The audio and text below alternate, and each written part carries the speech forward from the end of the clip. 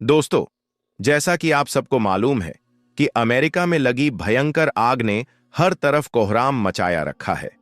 America के California के जंगल से उठी यह आग अब तक कई शहरों को जलाकर राख कर चुकी है। दुनिया पर हुकूमत करने के ख्वाब देखने वाला अमेरिका आज अपने ही घर में लगी आग को बुझाने में नाकाम हो गया है।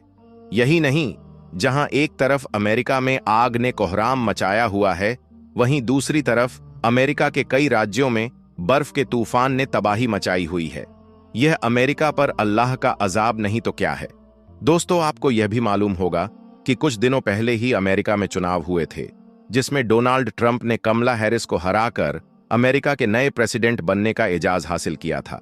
तो आज की इस वीडियो में हम बात करने वाले हैं इस्लाम और इस्लाम की ताकत के बारे में, और आपको बताने वाले हैं कि डोनाल्ड ट्रंप ने मुसलमानों को लेकर कौन सा बड़ा बयान दिया है। मुसलमानों और इस्लाम को अपना दुश्मन समझने वाला देश अमेरिका किस तरह से आज इस्लाम को सुपर पावर कहने लगा है, कैसे इस्लाम की ताकत को पहचानने लगा है, यह जानकर आप भी हैरान रह जाओगे। इसलिए आज का यह वीडियो बहुत खास है, आप इस वीडियो को आखिर तक जरूर देखें। सबसे पहले, अगर आप भी इस्लाम को सुपर पावर मानते हैं तो इस वीडियो को दिल से लाइक करके अपने दोस्तों के साथ जरूर शेयर करें। तो चलिए वीडियो शुरू करते हैं। दोस्तों, सबसे पहले तो हम आपको बता दें कि पहले अमेरिका इस्लाम का सबसे बड़ा दुश्मन हुआ करता था। अमेरिका एक ऐसा देश था जो कभी भी इस्लाम को देखना पसंद नहीं करता था। इस्लाम को मिटाने और इस्लाम को दबाने की इसने हर तरह की कोशिश की थी, लेकिन इसकी तमाम कोशिशें बेकार गईं और इस्लाम के खिलाफ उठने वाला हर कदम इस्लाम को फैलाता ही चला गया। जब अमेरिका में हर तरह से इस्लाम को बदनाम किया जाने लगा तो लोगों में इस्लाम को जानने की ख्वाहिश पैदा होने लगी, यानी कि लोगों में इस्लाम को जानने की इच्छा होने लगी। उसके बाद अमेरिका के लोगों ने इस्लाम के बारे में जानना और इसके बारे में पढ़ना शुरू कर दिया, और फिर जैसे जैसे लोग इस्लाम के बारे में पढ़ते गए वैसे वैसे उनके सामने इस्लाम की सच्चाई आती गई, और उनको यह मालूम हो गया कि इस दुनिया में इस्लाम ही एक सच्चा मजहब है। सिर्फ इस्लाम ही है जो हक की दावत देता है। यही वजह थी कि फिर अमेरिका में इस्लाम बड़ी तेजी के साथ फैलने लगा। आज अमेरिका में सबसे ज्यादा तेजी के साथ फैलने वाला अगर कोई धर्म और मजहब है तो वह है सिर्फ इस्लाम। आज अमेरिका जैसा सुपर पावर देश भी ये मानने लगा है, आज अमेरिका को भी यह लगने लगा है कि इस्लाम जैसा सुपर पावर कोई और नहीं है। अमेरिका में लगी आग से अमेरिका जनता पूरी तरह से कमजोर हो चुकी है। लोगों की जायदाद और मकानात सब बुरी तरह से जलकर खाक हो गए हैं। अमेरिका में लगी आग पर डोनाल्ड ट्रंप ने कहा है कि अब हमें अल्लाह की मदद की जरूरत है, अब हमें अल्लाह ही बचा सकता है। यानी अमेरिका में लगी आग से अमेरिका जनता समेत अमेरिका के प्रेसिडेंट भी हार मान चुके हैं, जो अभी शपथ लेने वाले हैं। दोस्तों, अब बात करते हैं हाल ही में होने वाले अमेरिकी चुनाव और मुसलमानों के बारे में। इस चुनाव में डोनाल्ड ट्रंप को पक्का यकीन हो गया था कि इस चुनाव में उसकी हार पक्की है, यानी कि वह इस चुनाव में हार रहा है।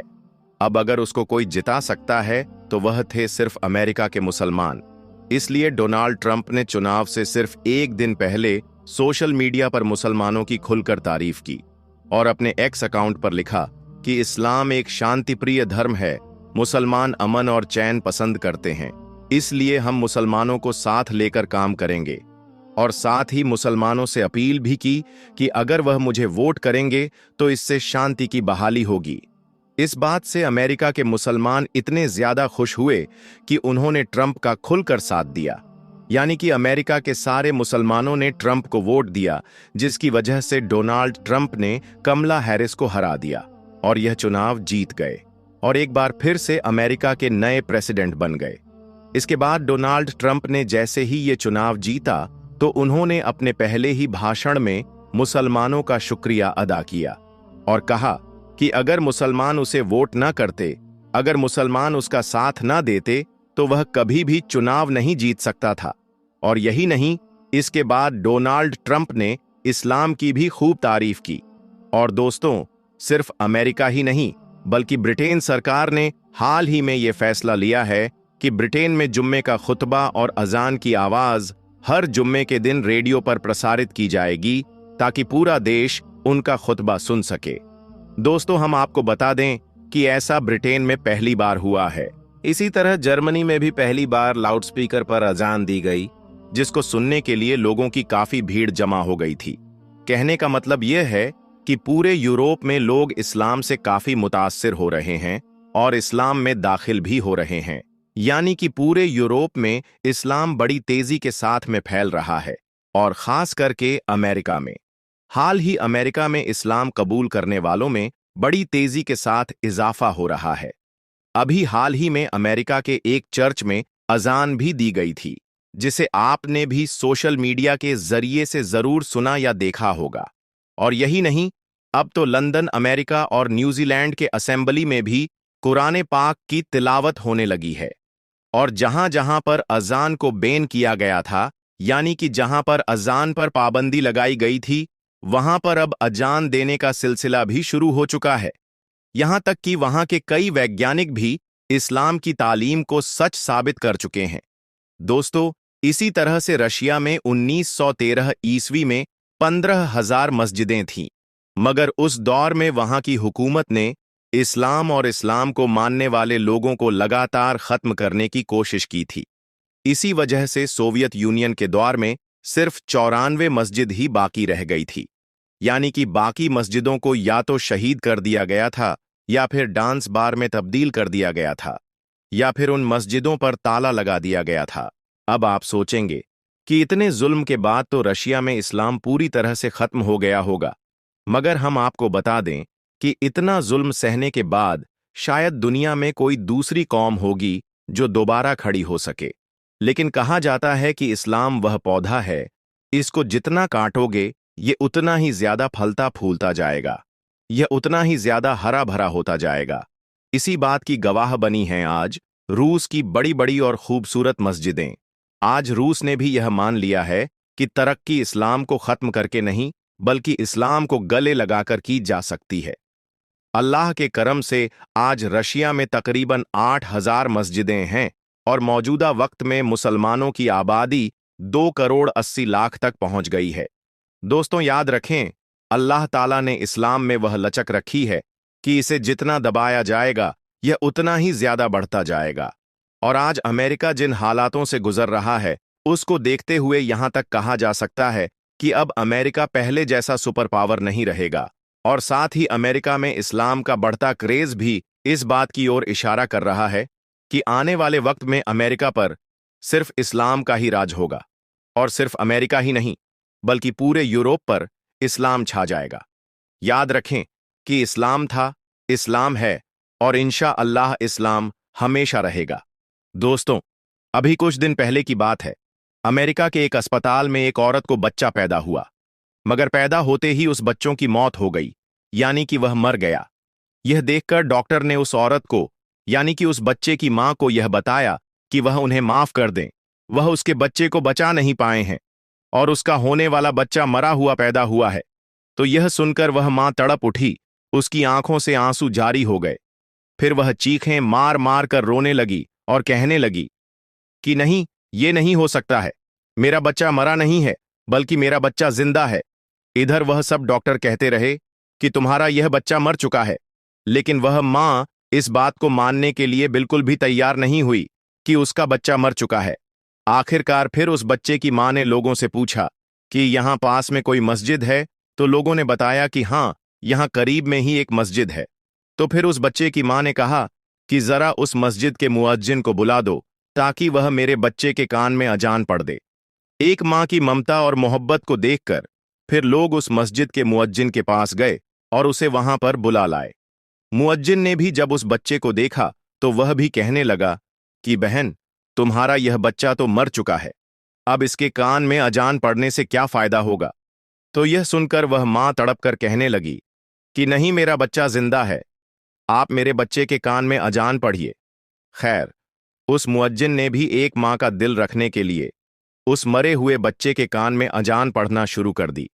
लेकिन जैसे ही मुअज्जिन ने अजान में कहा अशहदु अन्ना मुहम्मदुर रसूलुल्लाह, वैसे ही उस बच्चे के जिस्म में हरकत होना शुरू हो गई। और उसके बाद जैसे ही मुअज्जिन ने पूरी अजान पढ़ी, तो वैसे ही वह मरा हुआ बच्चा अचानक जिंदा होकर रोने लगा। ये देखकर वह मां तड़प कर कहने लगी कि तुम लोग तो कह रहे थे कि मेरा बच्चा मर चुका है, लेकिन मैंने कहा था ना कि मेरा बच्चा जिंदा है, और आपने देख लिया ना कि मेरा बच्चा जिंदा है। जब डॉक्टरों ने अल्लाह की इस करिश्मे को देखा तो वह भी हैरान रह गए, और वह मजबूर होकर कहने लगे कि जब एक अजान में इतनी ज्यादा ताकत है, जब अजान की आवाज सुनकर एक मरा हुआ बच्चा जिंदा हो सकता है, तो फिर जिसने अजान को बनाया है, जिसने इस तमाम जहान को पैदा किया है, उस खुदा के पास में कितनी ज्यादा ताकत होगी। उसके बाद अल्लाह के इस करिश्मे को देखकर वहां पर मौजूद तमाम डॉक्टर उस मस्जिद में गए और कलमा पढ़कर वह सब के सब मुसलमान हो गए। तो दोस्तों, देखा आपने अजान की पावर और एक माँ की दुआ का असर, कि जिसकी बरकत से एक मरा हुआ बच्चा भी अल्लाह की कुदरत से जिंदा हो गया। दोस्तों, अमेरिका जो दुनिया का सबसे ज्यादा ताकतवर मुल्क समझा जाता था, आजकल दो इंतहाई खतरनाक मुसीबतों का सामना कर रहा है। एक तरफ अमेरिका के उत्तरी इलाकों को बर्फबारी ने जमा के रख दिया है, जहां सर्दी की शिद्दत इंसानों के लिए मौत का पैगाम बनी हुई है, तो दूसरी तरफ आग के बेकाबू शोले पश्चिमी अमेरिका में जलती जिंदगियों को राख कर रहे हैं। ऐसा मंजर देखकर दिल दहल जाता है।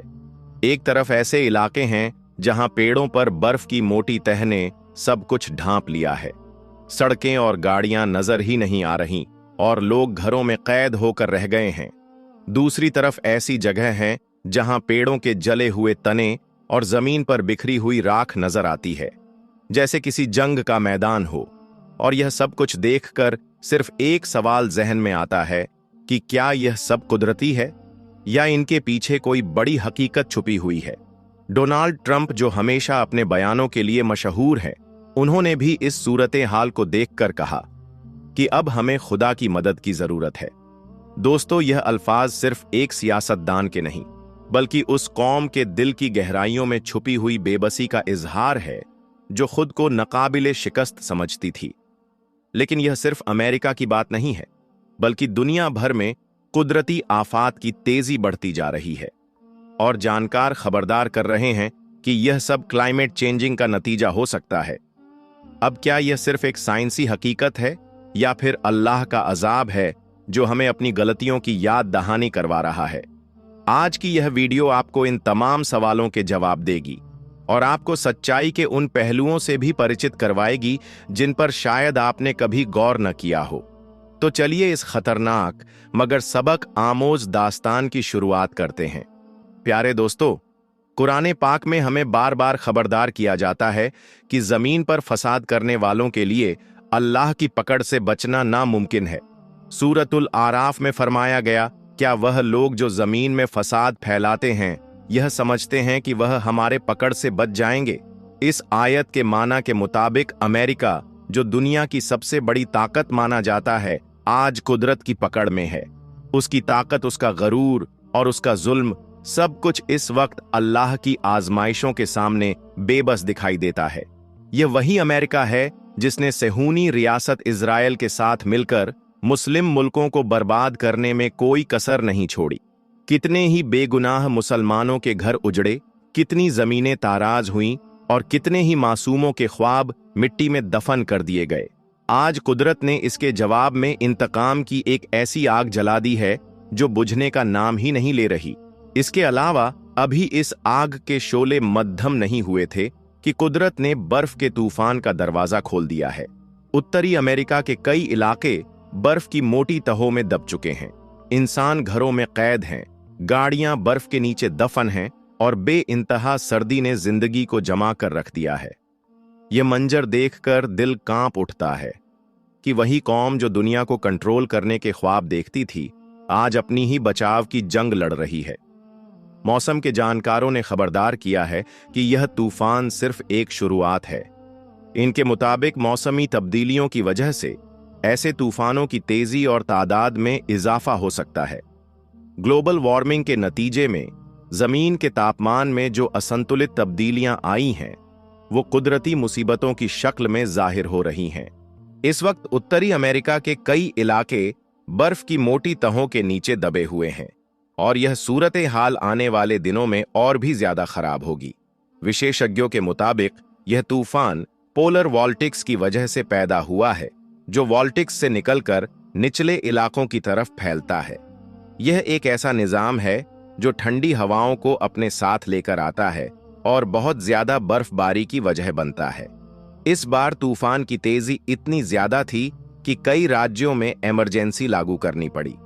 विशेषज्ञों ने यह भी बताया कि मौसमी तब्दीलियों की वजह से पोरल वॉल्टिक्स के रास्ते में रुकावट पैदा हो रही है, जिसकी वजह से यह ज्यादा तेजी के साथ अलग अलग इलाकों को प्रभावित कर रहा है।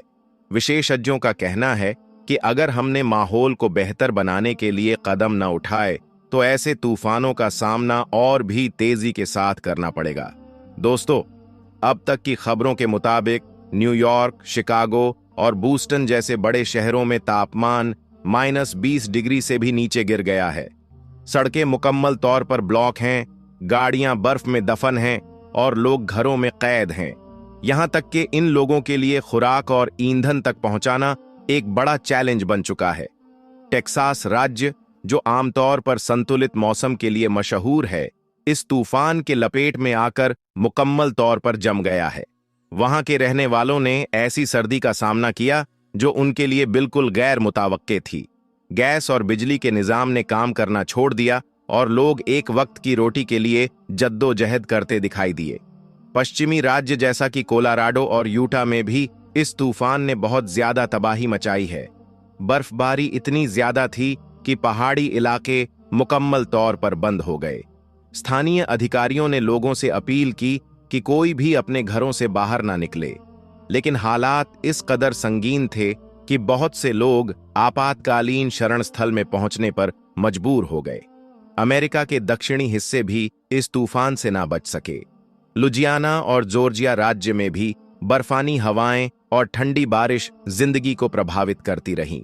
वहां के रहने वाले लोगों ने बताया कि वो अपनी जिंदगी में पहली बार ऐसी सूरतें हाल देख रहे हैं। बर्फानी तूफान ने न सिर्फ इंसानों को प्रभावित किया, बल्कि बुनियादी ढांचे को भी बहुत नुकसान पहुंचाया है। कई पुल, इमारतें और रास्ते इस्तेमाल के काबिल नहीं बचे हैं, जबकि दूसरी तरफ लॉस एंजलिस, जो अपनी खूबसूरती और हरे भरे पहाड़ों के लिए मशहूर था, इस वक्त आग के बेकाबू शोलों में जल रहा है। यहां की जमीन ऐसी झुलसी हुई है कि गोया कोई जंगल नहीं, बल्कि कोयले का मैदान हो। दरख्तों के जले हुए तने, जलती हुई जमीन और हर तरफ धुएं के बादल इस तबाही की गवाही दे रहे हैं। यह आग इस कदर फैल चुकी है कि हजारों लोगों को अपने घरों से बेदखल होना पड़ा। और सिर्फ लॉस एंजलिस ही नहीं, ओरेगन और वॉशिंगटन जैसे राज्य भी इस तबाही का सामना कर रहे हैं। लोगों की जायदादें, जंगलात और फैक्ट्रियां सब कुछ जलकर राख हो चुका है। वहां के लोग डर के मारे अपने घरों को छोड़ने पर मजबूर हैं और कई इलाके ऐसे हैं जहां तक पहुंचना भी मुमकिन नहीं रहा। सबसे ज्यादा प्रभावित इलाके वो हैं जहां आग ने जंगल को अपनी लपेट में लिया है। यह आग न सिर्फ पेड़ों को जला रही है, बल्कि वहां के जानवरों की जिंदगी को भी खतरे में डाल रही है। हजारों जानवर हलाक हो चुके हैं और बहुत सी जंगली जिंदगियां अपनी रहने की जगहों से बेदखल हो चुकी हैं। अमेरिकी हुकूमत और फायर फाइटर्स आग पर काबू पाने की भरपूर कोशिश कर रहे हैं, लेकिन कुदरत की यह तबाही इतनी सख्त है कि एडवांस टेक्नोलॉजी भी इसके आगे बेबस दिखाई देती है। आग को बुझाने के लिए पानी के टैंकर्स, हेलीकॉप्टर्स और हजारों फायर फाइटर्स दिन रात मेहनत कर रहे हैं, लेकिन आग के शोलों की तेजी उनकी मेहनत को नाकाम बना रही है। यह आग का तूफान सिर्फ एक तबाही नहीं, बल्कि एक पैगाम है। यह हमें याद दिलाता है कि हमने अपनी दुनिया के साथ जो सुलूक किया है, वही आज हमें लौटाया जा रहा है। कुदरत के निजाम से खिलवाड़ करने वाले यह समझते थे कि वह नाकाबिले शिकस्त हैं, उन्हें कोई हरा नहीं सकता। लेकिन यह आग के चंद शोले इनके गरूर को जलाकर राख कर रहे हैं। प्यारे दोस्तों, यह वक्त है सोचने का, यह वक्त है समझने का कि कुदरत के इंतकाम से कोई बच नहीं सकता। क्या अब भी हम अपनी आदत नहीं बदलेंगे, या फिर इस आग में अपनी बारी का इंतजार करेंगे? यह फैसला हमें आज ही करना होगा।